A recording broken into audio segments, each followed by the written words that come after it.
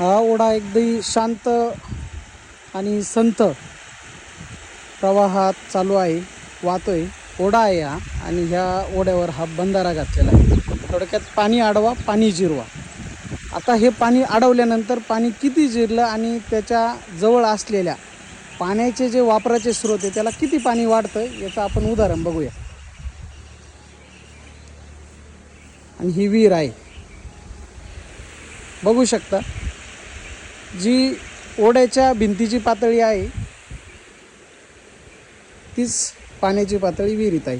आणि पुढं मी तुम्हाला अजून व्हिडिओ दाखवणार आहे. ते व्हिडिओ दाखवण्यामागचा उद्देश तुमच्या लक्षात येईल, आणि हा व्हिडिओ बनवण्यामागील देखील उद्देश लक्षात येईल. हा आपली व्यक्तिगत जिरवाजिरवी आडवाडवी खूप चालू असते, परंतु आपण ज्या शेतीवर आपला उदरनिर्वाह आहे, जे शेतीच्या जीवावर आपण पोट भरतो अख्ख्या भारताचं, त्या शेतीच्या पाण्याच्या बाबतीत आपण किती जागरूक आहोत हे मी तुम्हाला दाखवून देणार आहे.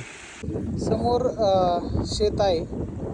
मी रस्त्यावर उभा आहे, आणि शेताच्या आणि रस्त्याच्या मध्ये असलेला हा चर किंवा चारी असेल, जे काही असेल, हे बघा. पाणी हे अतिरिक्त वाहून जाणारं पाणी, कॅनॉलचं असेल, पावसाचं असेल, हे या चरामध्ये साचतं आहे आणि पुढे पुढे असा मार्ग काढत ओढ्याला जात आहे. असे मी तुम्हाला 2-4 एक कट दाखवणारे व्हिडिओंचे, त्यानंतर मी तुम्हाला विश्लेषण सांगतो. व्हिडिओ बघूया. समोर शेती आहे, मी रस्त्यावर उभा आहे, आणि हा जो गॅप आहे याच्यामधला जो चर आहे हा पाण्याने तुडुंब भरलेला आहे.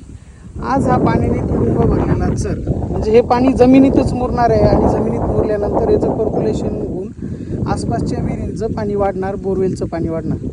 परंतु मला हे सांगायचं याच्यासाठी होतं की काही शेतकऱ्यांनी ही शेती ही फक्त बांधावर करायची ठरवलेली आहे, आणि रस्त्याला खेटून करायची ठरवलेली, आतमध्ये करायची नाही ठरवली. आणि त्याच्यासाठी आपण ओढे, नाले, तलाव, जे काही नैसर्गिक आपले पाणी वाहण्याचे, पाणी शेतातून निघून जाण्याचे, अडवण्याचे, जिरवण्याचे स्रोत होते, हे आपण संपून टाकले. आणि पावसाचं पडणारं पाणी हे जमिनीवर पडतं, त्यातून शेतातून अतिरिक्त पाणी हे चारीनं वाहून जातं. कुठं त्याला मुरण्याला साधन नसतं, ते डायरेक्ट ओढ्यात जातं. ओढे पण आता आपण गिळंकृत करून टाकलेले आहेच, आणि नदी आणि समुद्र, त्याच्यासोबत आपली सुपीक माती पण वाहून जाते. परंतु शेताजवळ असलेला चर जो आहे, तर तो चर काय करतो की आपल्या शेतातलं आलेलं अतिरिक्त पाणी हे ते चरात साठवतो, जमिनीत मुरवतो, आणि जी सुपीक जमीन वाहून आलेली कालांतराने आपण काय करायची असते, चरातून काढून घ्यायची, ओढ्यातून काढून घ्यायची, तलावातून काढून घ्यायची, आणि शेतीत टाकायची असते. म्हणजे थोडक्यात गाळमुक्त धरण आणि गाळयुक्त शिवार. पण आपण ते विसरलो. जुने लोक बैलगाड्या लावून मग हे कामं करून घ्यायची. उन्हाळ्यामध्ये तेच काम असायचं लोकांना. पांढरी माती शेतात वाहून टाकणे, गाळ शेतात वाहून टाकणे, चरं खोदणे, ओढे उकरणे, नाले उकरणे.